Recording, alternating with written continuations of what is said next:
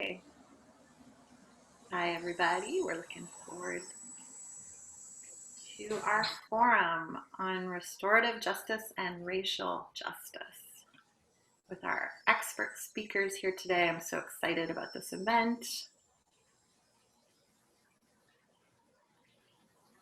And we're waiting until we get to right at the top of the hour. So if you're watching this recording, you can go ahead and fast forward a little bit. Very soon we'll be going on Facebook Live and launching our forum on today's Voting Your Values. All right, we're going to go live in 3, 2, 1. Hi, Facebook. Hi, everybody. Welcome. Glad to see you all. Very excited as we allow people into the Zoom online live format platform for today's Voting Your Values on Restorative and Racial Justice. I'm going to just give one more minute as people log on and come on in.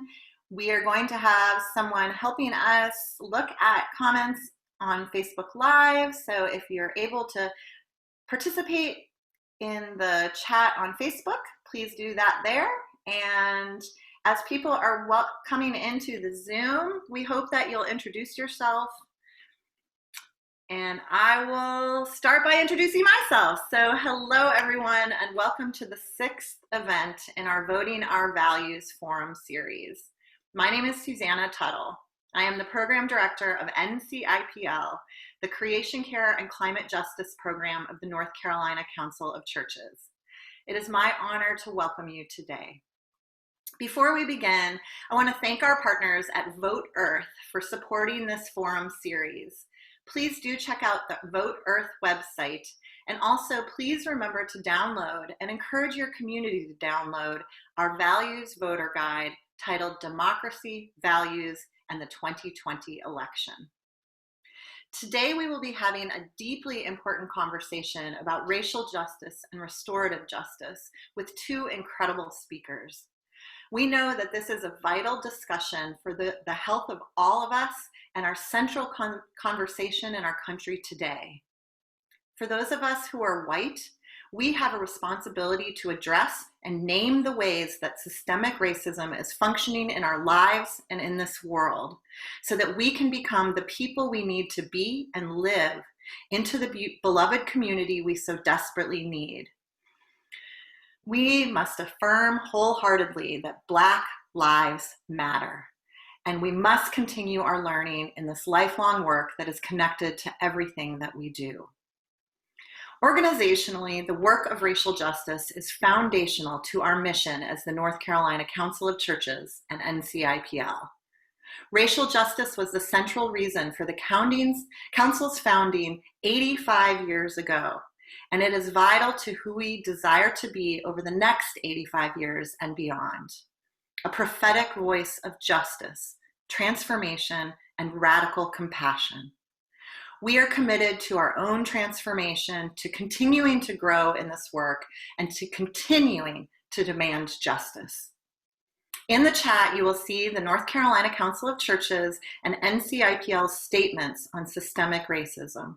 Please do read these, and thank you so much for joining us in this conversation today. And now we'll go to Sarah to introduce our speakers and begin our conversation. Thank you, Susannah, for that introduction and for the reminder that the work of racial justice is central to everything that we do.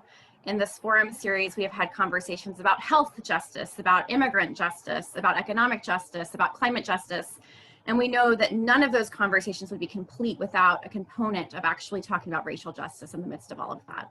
And of course, we also cannot have a conversation about voting and democracy without talking about racial justice, which is what we're here to do today. So I'm so grateful again to welcome you all to this conversation and to welcome our incredible speakers who you'll get to hear from momentarily. Today we have with us J.C. Woodley, who is the president of Jaffrey, the Jail and Prison Rehabilitation Information Outreach Program. He is also on the board of directors for the U.S. Climate Action Network, of which NCIPL is a member, and he is a vital collaborator with many other environmental organizations. His bio is being placed in the chat so that you can read more about him, and thank you so much, JC, for being with us today. We also have with us Kaleia Martin, who is the Southeastern Climate Justice Organizer of the Climate Reality Project and the co-chair of the Environmental Justice Working Group for the Southeast Climate and Energy Network. Her bio is also being placed in the chat so you can learn more about Kaleia's work. And Kaleia, thank you so much for being here. So I want to start our conversation today. I want to give us as much time as possible to have this conversation. And I want to start our conversation with JC. My first question, JC, we know that you work with many climate and environmental organizations, and you also are the president of Jaffrey, the Jail and Prison Rehabilitation Information Outreach Program. So could you speak more to the mission of Jaffrey and how racial justice is central to your work? Thank you, Sarah, and I'm so happy to be here to talk about these issues today, particularly in this moment in time with COVID-19 out there looming and with the racial, social injustice protests ongoing around the world. This is a good time for me to talk about Jaffrey to you. Currently, when I put together the statistics for the incarceration rate of males and Black males, it was over 11 million adults in prison, and the vast majority of those adults were members of the BIPOC community. Jaffrey focuses on rehabilitation to the extent that we are not looking to rehab folks, every person that comes out of prison. We're looking for those that have not been, that are select and that really want a better life. We aspire to have our constituents are the candidates that we choose to work intimately with to become lawyers, doctors, elected officials, scientists, and things of that nature. We're not trying to get them a job at McDonald's or any place like that. We really have high goals for this community that's selected. And the things that we hope to be able to impart upon those members, those people that are selected, is that they can go back in their communities and they can speak to their communities about health issues, about environmental issues, and about educational limitations that they may be addressing and helping others to overcome. We want them to be positive role models in their community, and we want them to become good fathers. As you know, education is the foundation of being successful. So we want people to aspire to get an education, whether it's a GED or whatever it takes, because our forefathers fought so hard and long for that right and that privilege. COVID-19 impacts all of the things that I just listed: the education, the environmental issues, and the health concerns. And I'll get more into that a little bit later. But so all of those things are important, and BIPOC community members are being impacted more so or disproportionately with COVID than other communities. So these things are things that need to get done. And who better to be a strong voice in their community than those individuals who are ready to move forward in their life, that have went to prison, and that to me is a scary proposition. You have to be really courageous to walk out of there. And so this stand up, being a good role model, should be a piece of cake for people if they have the right tools. So that's what we're looking to turn that around. The pipeline to prison, we want to break that.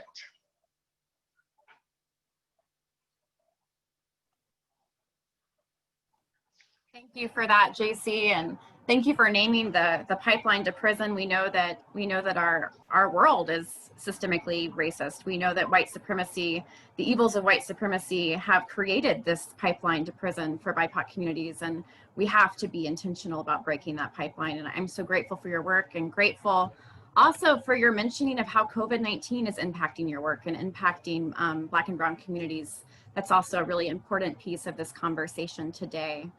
Another question I have, which builds off of what you just mentioned, is about restorative justice. So this conversation today is about racial justice and restorative justice. And my question is, what does restorative justice look like from your perspective, and how might we achieve it in the criminal justice system, in the work that you're doing, and elsewhere in our lives? Okay, Sarah, as you may know, that the recidivism rate, or the rate that people that have once been to prison go back to prison, is about 75%. And it's really ironic that prisons are called correction facilities when what they really propagate is brokenness, and they add to the trauma that individuals that have got that are there are already experiencing.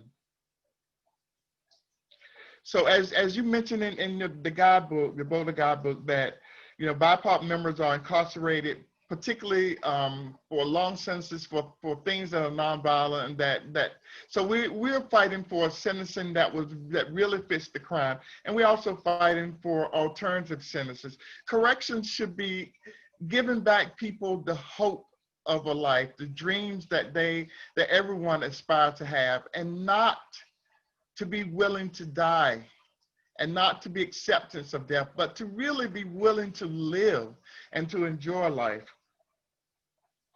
Hopelessness leads to bad decisions and self-destructive behaviors. So what Jaffrey wants to do is support the disenfranchised to transform those BIPOC males by making them leaders in their communities in a positive way. There are so many negative influences in the community from people who have lived a life that is full of negative experiences. So we want to be able to turn that around and have males to teach other young males that there is a way out of this, that we don't have to be here forever, and we don't have to be headed to prison or an early death. We want to put an end to the pipeline to prison, and we want individuals to seek positive members of the community to dissuade the negative influences that they may run up against.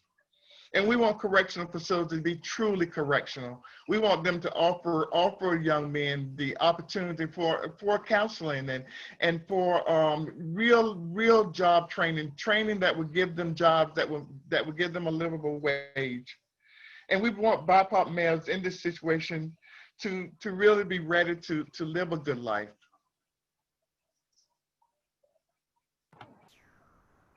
Thank you. I'm so grateful for what you just named about, we want correctional facilities to actually be correctional. We want correctional facilities to offer hope to people's lives. We don't want these facilities to just, really destroy people, to tell them that this is all that they are, to tell people who are in correctional facilities that there is no hope. And for the recidivism rate to be so high, that is deeply, deeply wrong. And it's a societal problem. We are not rehabilitating people. We're not loving people. We're not setting them up. So thank you for that. I think that's a beautiful vision of a different model of justice, of bringing people back into the fold, of preparing people to succeed, and to be the community leaders that they are. That's deeply beautiful. Another question that I have is shifting us a little bit, but as we said in the introduction, you've done a lot of work in the environmental movement.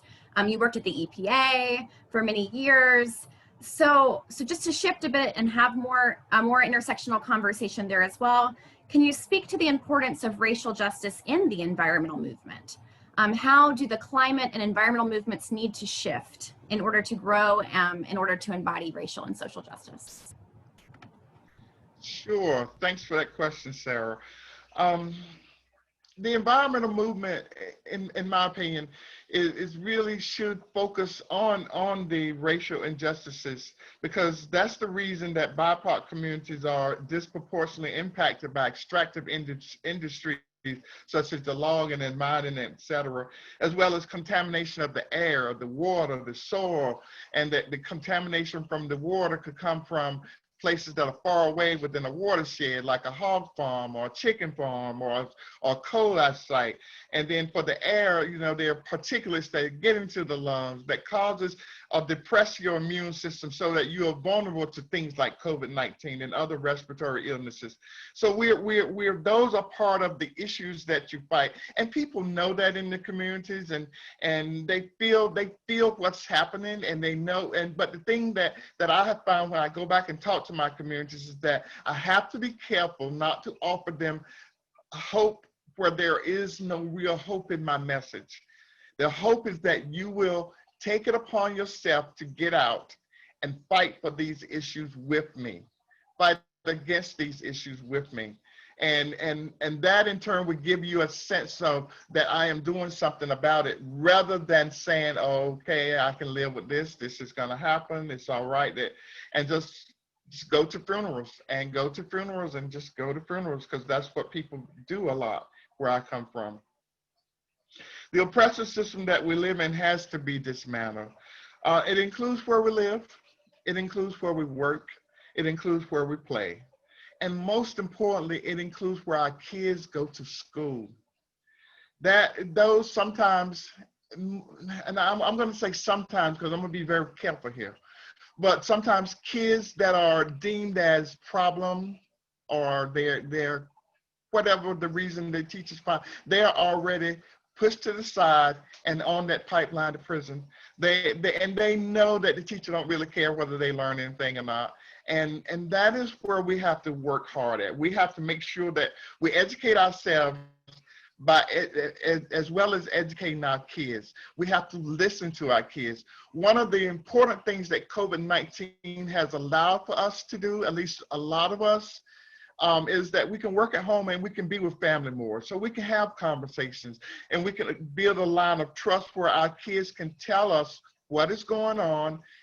Are the teachers treating you okay? Are you learning? Is this a good class, et cetera, so that the kids will open up and tell you exactly what's happening. Sometimes kids don't like to talk to parents about what's happening because the parents, sometimes the miscommunication happens that the parent may blame the kid for something that is not the kid's fault. That kid has been targeted for whatever reason to be not on the mainstream in that class. So we have to also hold our elected officials accountable, and we have to work for climate issues. Climate issues, when I first started out years ago, climate issues were not a big thing. But now we have policies that address climate issues specifically, and that they're framed in equity and inclusion. And for one policy I want to mention is the Vision for Equitable Climate Action that U.S. can put out. That is a policy where when you go and talk to your elected officials, you not only can say, we want you to address climate, you can say, this is where you can address it, this is how you can address it, and then you can actually get some tangible results back. Now, and the Sierra Club, which is also a very big, powerful organization that has a lot of chapters and groups, they've just released a policy that's framed in equity and diversity and all of those sorts of things. So those are things that we can promote. We have tangible things that we can take to our politicians and say, this is what we need. And we must elect officials that are willing to do that.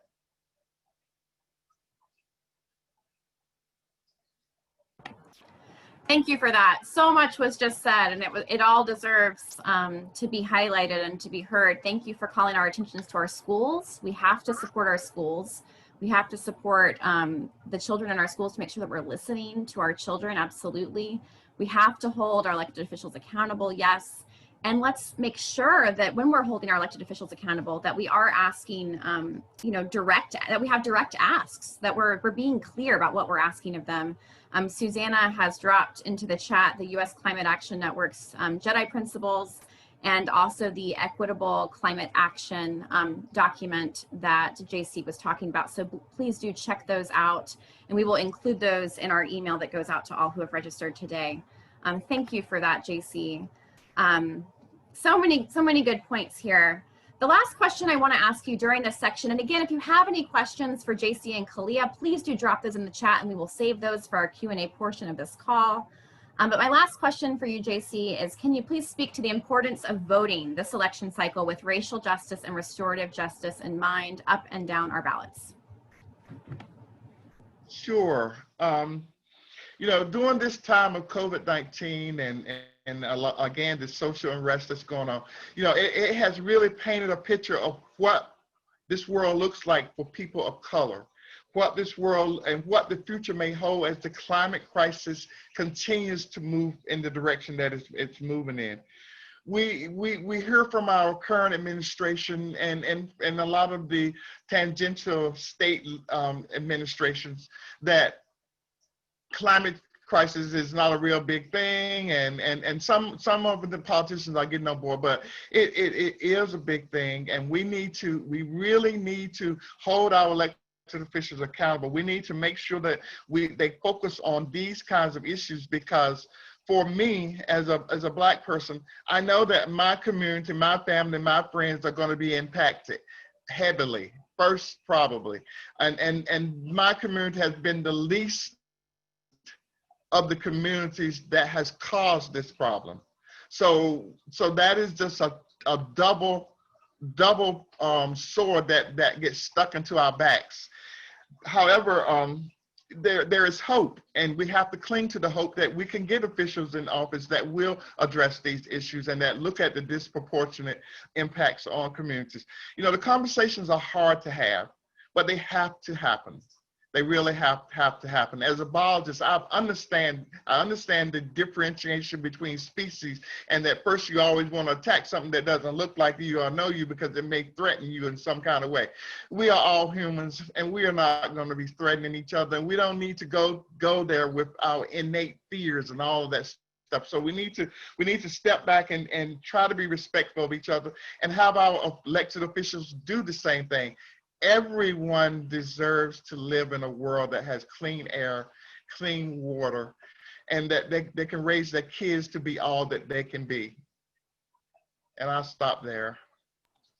Thank you so much for that call to love for one another, that call to justice, for reminding us that we belong to each other. That's something that I've been thinking a lot about, that call to love and that call to justice. Thank you so much. And for reminding us also that Black and Brown communities are hit first and worst by climate change. So we have to vote. We have to vote for our neighbors and for each other. Thank you so much, JC.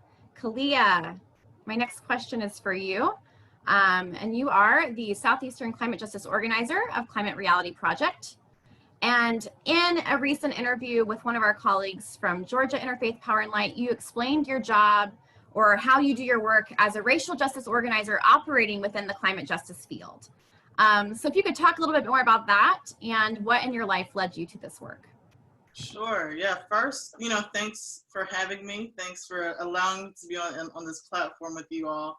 And shout out to JC for dropping all the gems. So thank you for letting me share the space with him, because I'm just sitting here like, yeah, that's right. So thank you. But to answer your question, I always say, like, the environmental justice world found me. Like, I promise I did not wake up one day and say, you know what, I'm going to fight for climate and environmental justice. That's just not how that happened.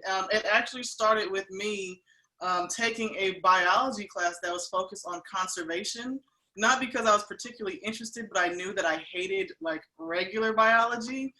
So when I was in undergrad, I was like, you know what, I know I don't like this stuff over here. Let's see what this conservation biology is like. And it was one of those things where a seed was planted, and I couldn't unlearn what I learned just about like the planet, what was happening, and the fact that humans caused it. And it was like something in the back of my head saying, why aren't we talking about this more? But I kind of like let it slide. But long story short, I had signed up to do Teach for America when I was in grad school. And I was like, yes, I'm going to be a 9th grade history teacher. I'm going to, teach the Black kids about all the stuff I wish someone would have taught me. And Teach for America said, actually, you're going to be a 6th grade science teacher. And so in that moment, I had to decide if I really wanted that responsibility for educating people's children on a subject I knew I was not strong in.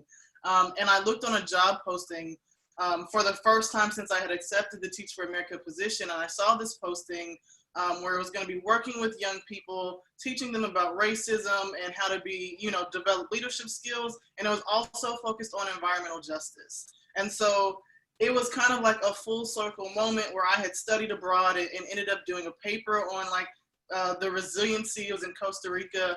And so like being able to apply all the things that I learned so many years ago, they took a chance on me, they gave me the job, and I fell in love with the work. And I realized how important it was to have younger Black folks, like younger Black people in this space. And that was something that I saw was, sorely needed. And it just kind of led to me being very outspoken and getting into some good trouble, as John Lewis would say. So I think that's just led me down this path where now, I center my work on racial justice, but, the lens through which I operate is climate and environment, because I feel like as much as we're protesting for things like affordable housing, which is a huge issue here in Charlotte where I live, if we're advocating for affordable housing and we finally get the win, but they're not building those home projects with sustainable materials that can withstand stronger storms and, be energy efficient, all of these things, the climate crisis is going to void out all of that hard work. So trying to make sure that as we're advocating for other things like police reform, affordable housing, education equity, that we do have a climate lens so that our solutions are sustainable and can withstand a changing planet. Thank you for that. I'm so glad the work found you, because this is vital work and you are an incredible voice in this work. So thank you for that story and just helping us understand how you came to this work, and the ways that you're doing it. Thank you for your intersectionality and for naming the importance of having Black folks in this work and knowing that Black folks are doing this work. And for so long, I will probably get to this, but I know for so long the movement and white supremacy has been in spaces that has excluded voices that were so vital. So I'm grateful for everything you just offered. In your interview with our colleague, I'm pulling a lot from that, so thank you to him, Cody Norred. You said that you were in college when Michael Brown was murdered by police in Ferguson, Missouri, and that you saw this as a turning point in your life. So I wondered if you could speak to that, and to what racial justice means to you and what it might look like and feel like. I know that's a three-part question. But. Sure. First of all, sorry, my neighbor's getting his grass cut, so you probably can hear that. But yeah, 2014, I call it a pivotal turning point in my life. I remember being on campus and my roommate and I ended up in our student center where there was a flat screen TV, and it ended up being a room of about 10, all of us being Black, 10 college students, where we heard the announcement from the DA in Ferguson that they were not going to press charges on the officer who killed Michael Brown. And I just remember from that moment, something clicked. Like a light bulb came on, and I realized that what I thought I knew about this country was not true. I didn't know what the real answer was, but I knew, the whole melting pot, we're all in this together. I knew something wasn't right about that. And so that's when I began my journey of unlearning a lot of things that I thought were true, and really exploring the history in this country. And it's not a pretty history, like we have a lot of things that we need to atone for.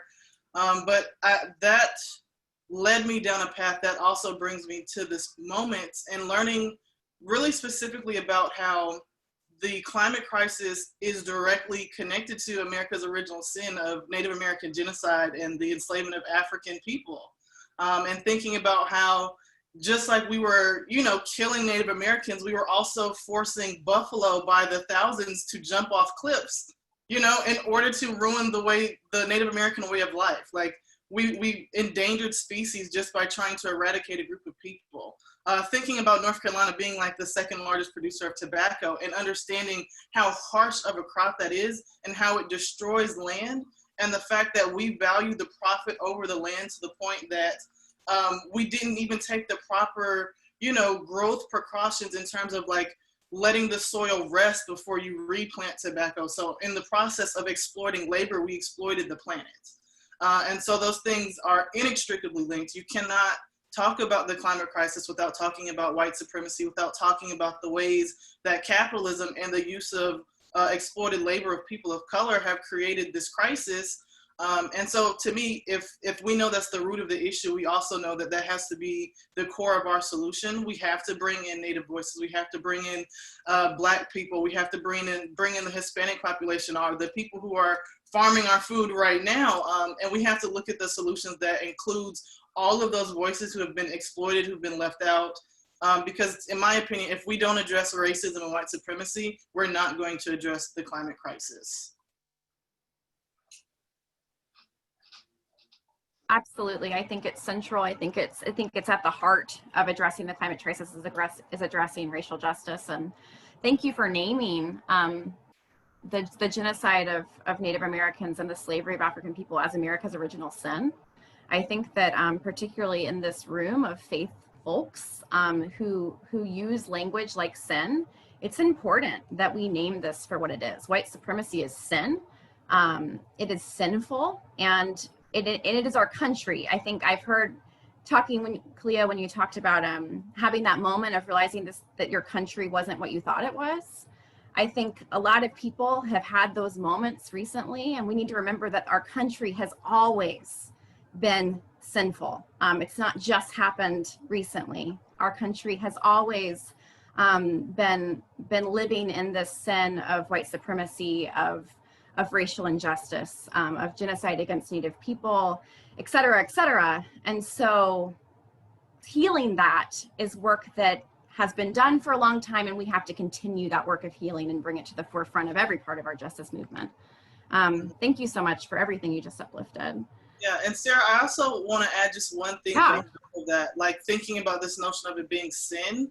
I also like to point out the fact that we don't heal this with changing hearts and minds, right? Like, it's not enough to say, I'm sorry. It's not enough to say, I didn't intend to do this. We have to understand that this was intentionally, like, these are policies, these are procedures, things that were intentionally implemented. And then also just thinking about the fact, like, that this is a Christian platform, and, you know, atoning for the fact that Christianity was used to justify everything that was done, manifest destiny. God told us to do this, right? And so we have to be willing to sit with the fact that, you know, in this country, Christianity was weaponized. And it's continued to be weaponized to justify the destruction and the harm that has been done to all of us, because white supremacy is harming all of us. It's not just Black people who are hurt by it. So we have to understand that we have to decolonize Christianity. We have to understand and make the separation between white supremacist ideology and Christian ideology. And I think that's also a pivotal moment in addressing the climate crisis. You just preached a whole sermon, Kaleia. Thank you for that. We have to remember that Christianity has been weaponized, and that it's still being weaponized. And I know we have folks from other religious traditions on these calls often as well. So may we all look into our religious traditions, but particularly the Christian faith has been completely weaponized against Black and brown people. It has been indoctrinated with white supremacy. And we have to do real work to figure out, like Kaleia said, you know, what pieces of that are the gospel and what pieces are, I'm trying to think of a way to say it, are warped, are completely not of love. Mm-hmm. Jonathan Wilson Hartgrove has a book called Slaveholders' Religion. I think it's, if anyone knows the actual title of that book, please drop it in the chat. But that is a really powerful book that addresses what Kaleia just said. And may we all be decolonizing our faith and recognize that we need thoughts and prayers, and we also need real action. Our thoughts and prayers have to have hands and feet.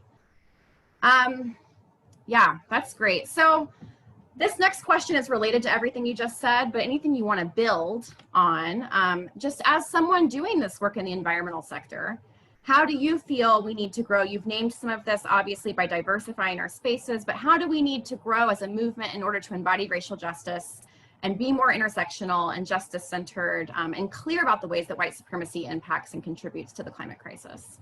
Right, yeah, I think that's an important question. I go back to this notion of, like, impact over intent. And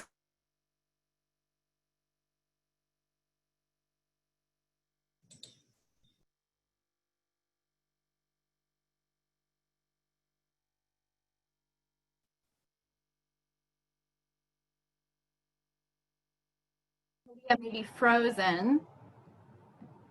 Is everyone else frozen, or is it just? Nope, I think that Kaleia is frozen. I see other people.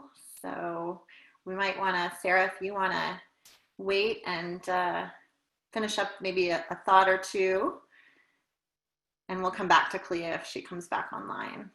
Okay, I wanted to hear what she was going to say. I was on the edge of my seat. I think that's how everybody feels. I'm seeing a lot of nodding heads, but we'll see if Kaleia comes back and joins us and circle back to her. how to wrap something like that up. Yeah, I'm really grateful for everything that Kaleia just named. And hopefully she'll be able to come back and add.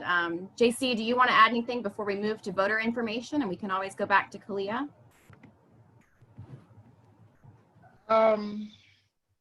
Not really. I was so enthroned in what she was saying. I don't have anything to add, though.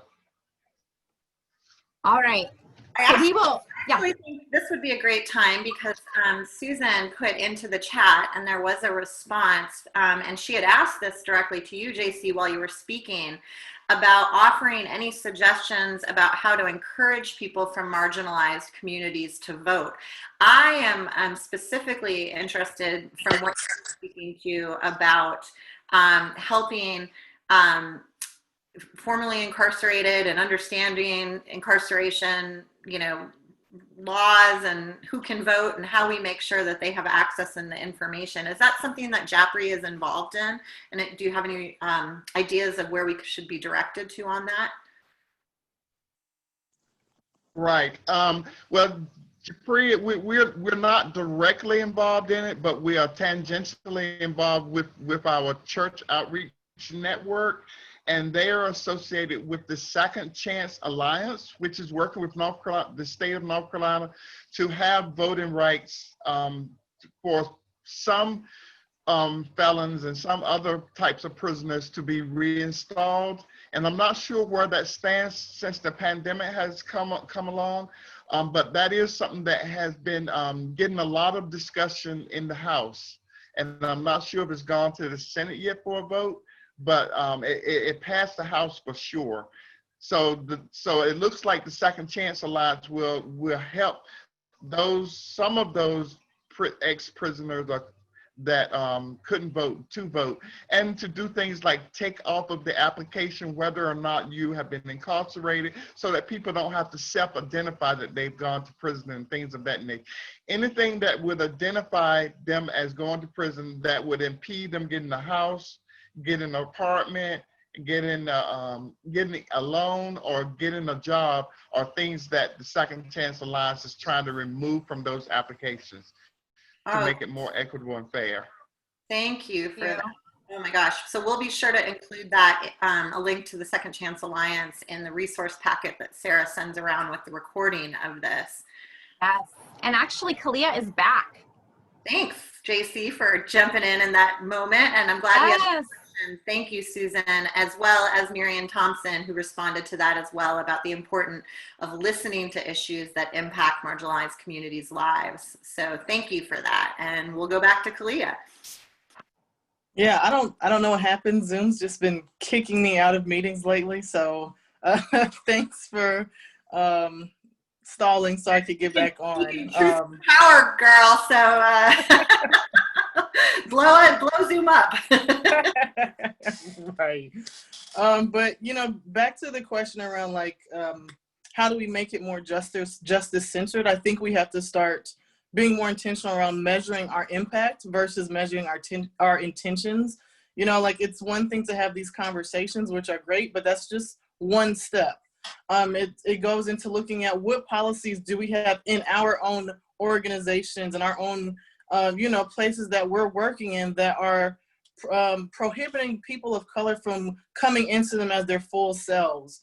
What language are we using to talk about issues? Are we addressing things, internally when they come up? And then another thing I've been thinking about a lot is, looking at our vendors. Where are we spending our money? Because oftentimes what happens is our charity goes to communities of colors. We'll do some small grants here, we'll do some workshops there. But then when we're talking about real wealth building, financial opportunities, those are always going to the communities that need them the least. So looking, doing an audit of the vendors that you're using. Where do you order your, your different things from? Where'd you get your pens from?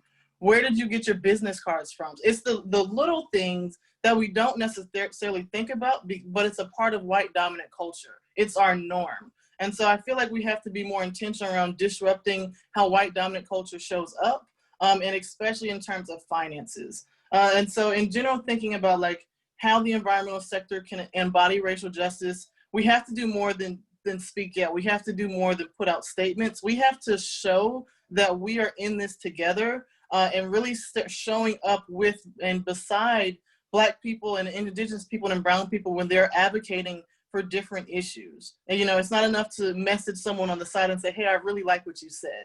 I want you to say that in public. Be there with me. Yeah, thank you for that. It's not enough to have these conversations. I think, you know, we have to be doing the actions. We have to be with people in person. We have to not just ask people to show up for our climate conversations, but actually go to the Black Lives Matter, you know, protests, to show up, be physically with, absolutely. And I also appreciate, Kaleia, what you said about money and white dominant culture. There's a great document, Susannah, that maybe we can put into the chat either now or we can put in our email about white dominant culture that we've been talking about. And it's these small things that we wouldn't necessarily think about if we weren't intentionally educating ourselves and in this lifelong process of becoming and trying to be better. But yeah, where do you get your pins? How are you supporting the communities that need support? How are you obviously not naming yourself as an ally, but striving to be an ally to people? Yeah, so that's really, really important. How are we spending our money? How is it doing the work of building beloved community? Thank you for that. And we'll include that document about white dominant culture in the email. So this last question, before we move on to some voter education and then our Q&A, is can you just speak to the importance of voting this election cycle in a 501c3 way with racial and restorative justice in mind up and down our ballot? Sure. And, you know, just to be 100% transparent, this has been the most difficult election process that I've experienced. I have even struggled with the notion of voting for who we're supposed to vote for, right? And so just being transparent that there are a lot of people, especially younger Black people, who are disillusioned with this entire process. And I think it's important that we acknowledge and understand the concerns that different groups of people are having and that these concerns are valid. And I think what has ultimately swayed me into the importance of voting and having conversations like this is just the notion of our humanity. I feel like that's really what's on the line. I feel like the planet is on the line. Like, this is not a time where we can afford to play. It's not a time where we can necessarily afford to take the morally superior high ground. And so for me, voting is a way that we take the first step towards reclaiming our humanity.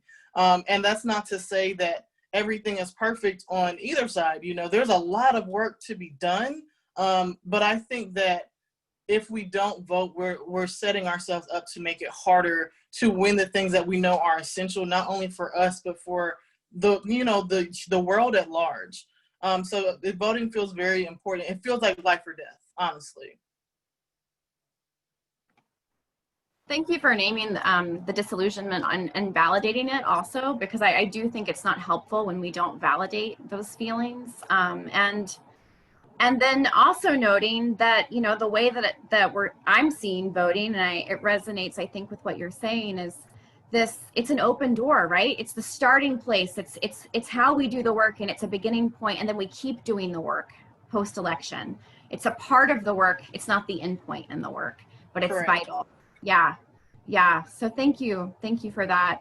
Lots of good questions coming in that we'll get to here in a minute. But JC and Kaleia, thank you so much for this conversation. This was wonderful. And then we'll move now to Susannah, who will offer some brief voter education information, and then we'll get to the Q&A. Thank you, Sarah, and especially thank you to JC and Kaleia for all that you've offered. I know that many of us on this call are praying and working hard to awaken ourselves and our communities to the reality that white supremacy won't die until white people see it as a white issue they need to solve, rather than a Black issue that we need to emphasize with. And policies matter. We know that. We get so caught up with the personalities of the politicians and what goes on in their lives that we often miss the real values of the policies that they create and their long-term impacts that last much longer than the years anyone serves in office. I really appreciate, JC, you bringing in the vision for an equitable climate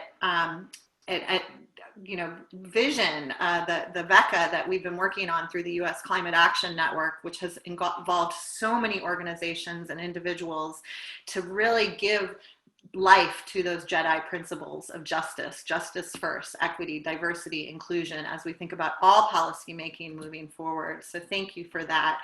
And Kaleia, as always, I have so much to learn from you. Your leadership since the day we met and continues to be. I'm so glad you're with Climate Reality Project and how you and your colleagues there are really transforming the culture of an incredible organization with tons of scientific facts and resources. But we know, even for those of us that have been through the climate reality training in past years, that it's changed. It has a justice first focus, and how that changes our world is going to be for the better. So we've been talking through all of these forums about the values behind our vote, and I want to talk again a little bit about how we vote. I think that that's the point, certainly, of having a faith values voter guide, and it's about having a plan. That's what we keep hearing over and over for those of you that were on last week's forum, over and over. Get a voting plan. And I've been voting since I was 18, so 40 years I've been voting. And this is the first year that I feel like I actually have a plan. Before the plan was to go vote. And now this is a whole new world, especially in the middle of the pandemic. So I'm just gonna run through these resources. A lot's gonna go in the chat. You're gonna receive this in your packet that Sarah will send out with this recording and the other resources that have been mentioned on this call. So first, we want to remind you that you can check and update your voter registration online, and most people can even register to vote online. We're dropping a link into the chat to check your registration status and update it if need be. Please do that now, because you're going to want to receive your mail-in ballot. So the deadline to register to vote is Friday, October 9th. After the regular voter registration deadline of Friday, October 9th, you can register and vote in person at one-stop sites during the early voting period, which runs from Thursday, October 15th, 2020, to Saturday, October 31st, 2020. So think 10/15 to Halloween is early voting. Please do check that out, particularly if you moved since the last time you voted. And I'm one of those people that did, so I'm going through this process. It's really, really important that we do this. So we also want to highlight the You Can Vote voter guide. What an incredible partner they have been through us through this entire election cycle. They have tons of great information and the power your vote has up and down the ballot. In addition, you can, in addition to the You Can Vote information about how your vote impacts the criminal justice system in the state of North Carolina, which we know is connected to our fight for racial justice, given the foundational racism of the criminal justice system, as JC was speaking to. So many questions about this election have been about the reality of voting by mail being more significant due to COVID-19.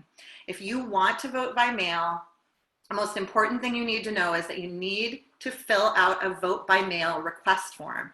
You can do that by mailing in a request form or by filling out the request form online via the new web portal.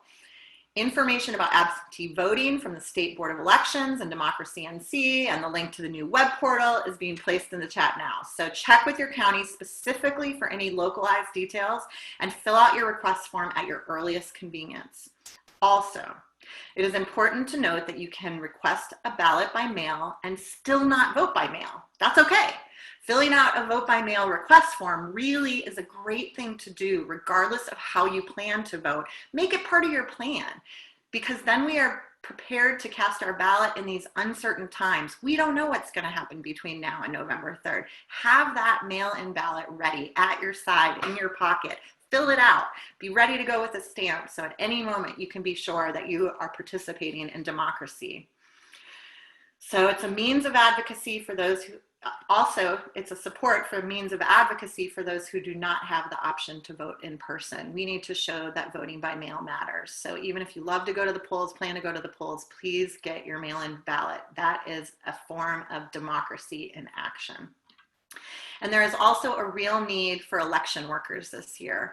Many of the poll workers who typically serve in this role, as we know, because we've seen them and we are so grateful, they are elderly or immunocompromised. So if you're able to be an election worker, please do so.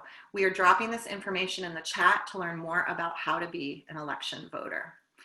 We want you to do something called tripling the vote. That means that you will vote and you will remind 3 or more of your friends to vote before election day. Don't just assume that everyone that you know and love votes. Let's make and confirm that they do and hold them accountable. So if you want to type 3 of your friends that you're going to make sure, family members, you're going to make sure if you want to type those names in the chat, that'll remind yourself that you're going to do it. Tripling the vote matters. And one more thing, to learn about the realities of the election and doing voter education, we encourage you to complete an online voter empowerment training with You Can Vote. It would be great to attend this training before our September 9th voter forum, which already happened. Already happened.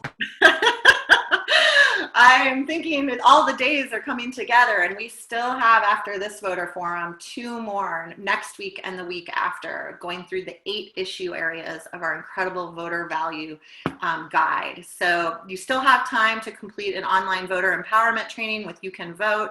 North Carolina Council of Churches is the You Can Vote champion. Oh geez, I have my mask right here, my Vote 2020 mask that I just got from the office. And if you'd like to sign up for some masks, we can tell you where to pick them up at the You Can Vote offices that are around the state. There's one in Charlotte, one in Raleigh, one in the Triad.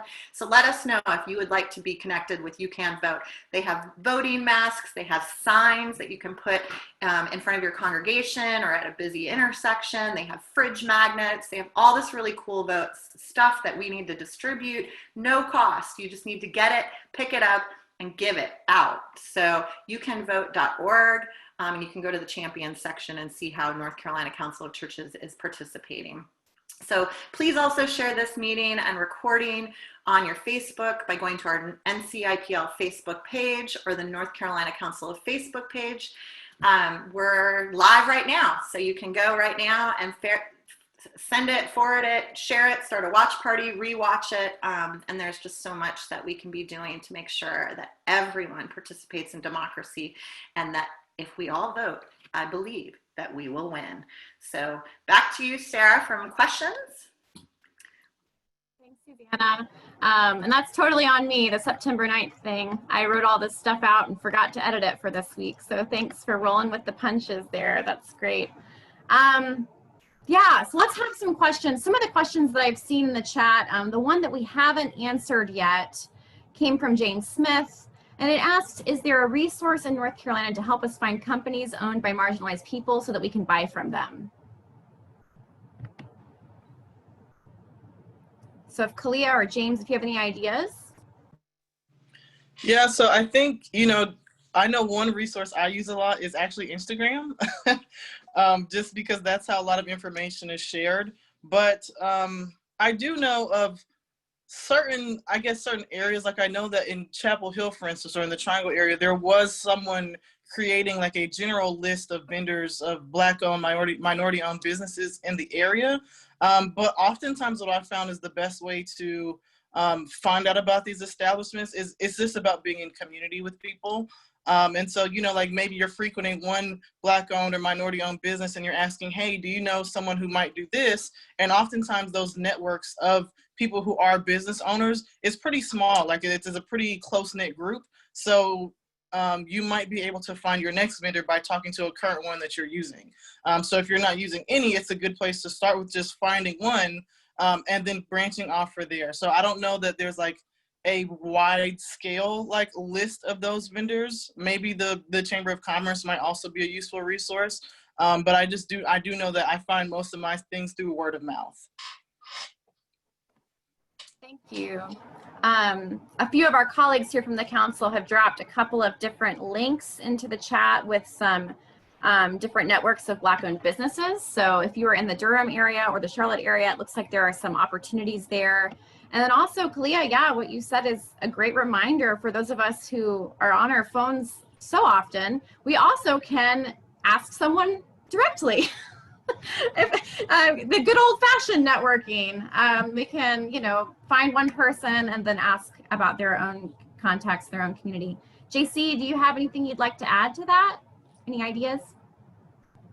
The only thing that I would like to add is what Kaleia had already mentioned. The Chamber of Commerce, they usually have a section or a committee that is made up of all BIPOC members, and that would be the place that I would send people. That's how I find out about different organizations within my community.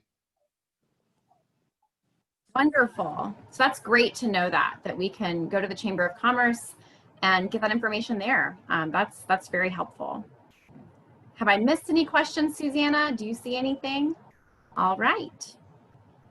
So we might be, if there's any other questions, if you have any other questions, go ahead and type those in the chat. Or JC and Kaleia, if you have anything you just want to mention before we wrap up the call, anything that we left out, any last thoughts? Well, I just want to say thanks again for allowing me to come and speak, as well as for me to listen to Kaleia.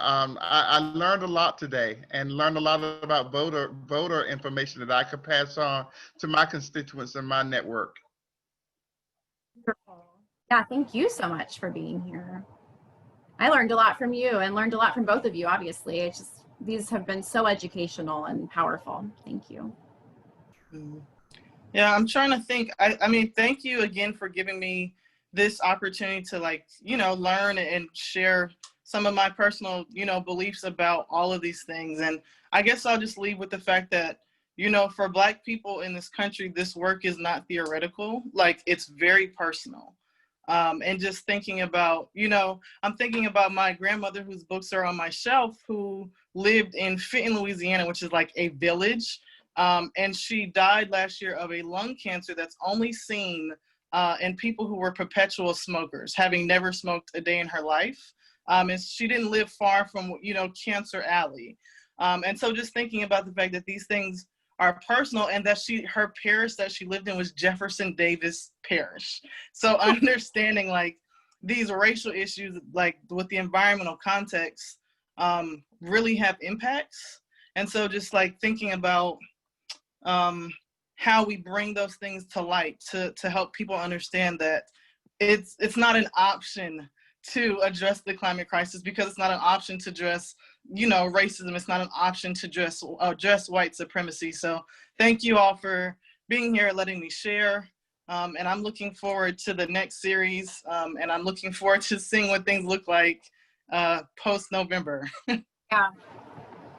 Thank you for that. Thank you for highlighting Cancer Alley and naming environmental racism and just the intersectionality again.